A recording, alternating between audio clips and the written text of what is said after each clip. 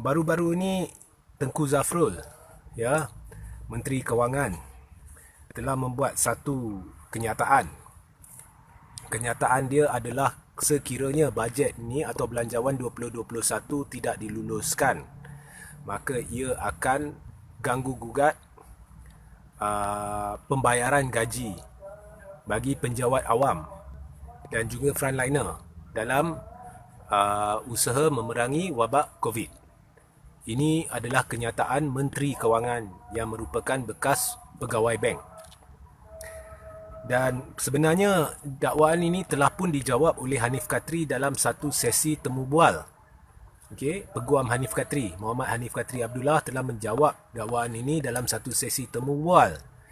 Dan di dalam sesi temu bual ini, Hanif telah dengan begitu jelas memperincikan perkara 102 Perlembagaan Persekutuan dan sekaligus menjelaskan mengapa kenyataan Zafrul bukan hanya tidak benar, ia menunjukkan bahawa Zafrul tidak faham berkenaan dengan Perlembagaan Persekutuan atau tidak mengambil inisiatif untuk faham.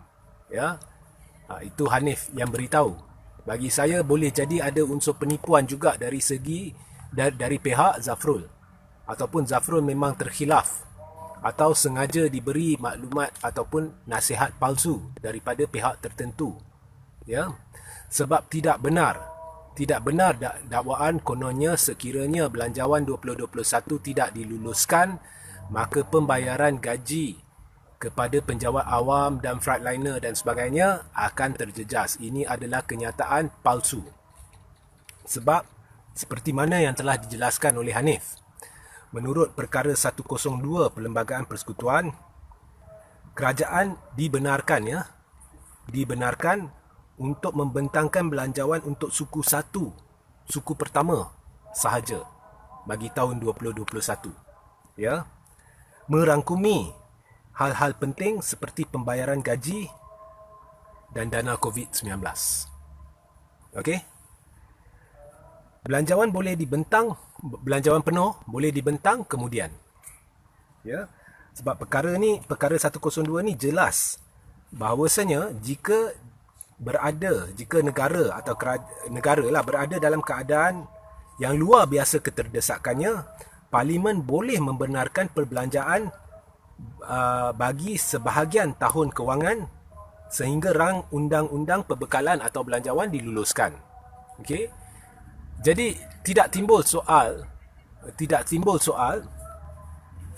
jika rang undang-undang tidak diluluskan, perbelanjaan tidak atau perbekalan tidak diluluskan, maknanya jika belanjawan 2021 tidak diluluskan, maka gaji penjawat awam dan dana COVID akan sangkut.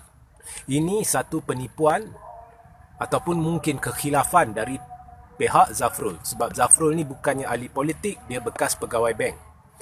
Dan seperti mana yang telah diberitahu oleh Hanif, Zafrul kena belajar bahawa dalam pembentangan belanjawan ini, tak cukup sekadar awak pegawai bank. Ini bukannya satu dokumen perbankan. Tak sama.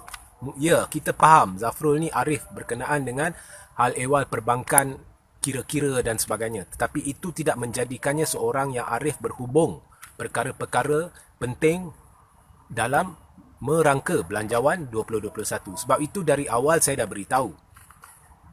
Kerajaan pimpinan Tan Sri Muhyiddin Yassin seharusnya dalam keadaan yang istimewa luar biasa ini mengamalkan norma baru dalam bukan hanya kehidupan seharian tetapi dalam merangka belanjawan demi memerangi COVID dan membantu rakyat. Seharusnya ditimbulkan satu jawatan kuasa belanjawan di mana ada pakar-pakar ekonomi, ada pakar-pakar kewangan, ada pakar-pakar politik, ada pakar-pakar sosial, ada pakar-pakar dari agensi-agensi kerajaan dan bukan kerajaan yang bersama-sama berganding bahu bagi menjayakan pembentangan satu belanjawan yang benar-benar mewakili aspirasi ke semua konstituen-konstituen yang diwakili oleh ahli-ahli parlimen dan benar-benar menitik beratkan rakyat, benar-benar bagi membantu rakyat dan benar-benar dirangka dalam keadaan norma baru di mana perkara yang tidak penting Yang boleh ditangguh, ditangguh. Ini tidak. Belanjawan tahun ini terbesar di dalam sejarah, RM322.54 bilion, iaitu 25.54 bilion lebih tinggi daripada belanjawan 2020. Okey. Kerajaan, kalau kita kira, kerajaan terpaksa meminjam hampir 90 bilion ringgit. Dan biasanya di dalam belanjawan kita akan diberitahu cara-cara dana itu akan dijana. Sama ada menerusi pinjaman bank, sama ada menerusi bond, sama ada menerusi peningkatan cukai. Ini tidak. Belanjawan kali ini tidak. Jadi belanjawan ini seolah-olah diwujudkan atau dirangka dengan cara tergesa-gesa. Dan di dalam belanjawan ini, 73.3% belanjawan itu merupakan agihan untuk perbelanjaan kos yang penting seperti gaji penjawat awam dan sebagainya. Dan memang nilai yang diperuntukkan itu memang tepat-tepat untuk membayar gaji, dana COVID dan sebagainya. Jadi cukup 73, hampir seluruh daripada belanjawan itu 73% memang untuk gaji-gaji penjawat awam dan sebagainya. Jadi kalau ada MP yang tidak suka belanjawan sebab belanjawan ini tidak menampakkan bahawa kerajaan serius untuk menangani masalah COVID ataupun membantu rakyat dan dia tolak belanjawan ini, tetapi 73% daripada belanjawan itu yang merangkumi kos untuk membayar gaji apa semua boleh dipenuhi untuk masa terdekat, boleh membayar gaji dan sebagainya. Jadi rakyat jangan fikir ataupun MP-MP jangan fikir jika kita tolak belanjawan kita akan menyusahkan penjawat awam, kita akan menyusahkan frontliner, kita akan menyusahkan pihak-pihak yang terlibat dalam perang COVID. Ini adalah persepsi palsu.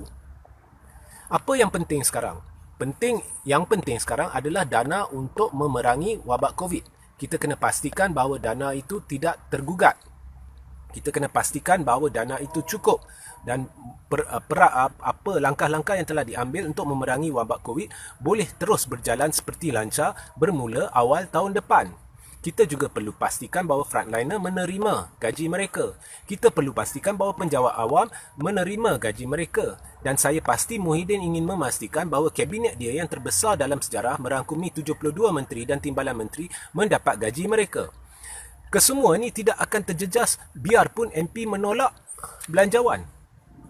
Jadi salahlah kalau kita kata MP yang menolak belanjawan ini sebenarnya akan memudaratkan rakyat, memudaratkan negara dari segi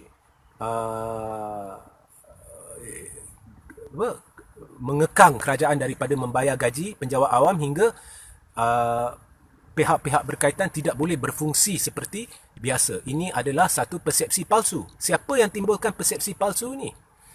Zafrul, Menteri Kewangan. Sama ada secara sukarela ataupun sebab dia terkhilaf. Apapun, ini adalah palsu. Okey?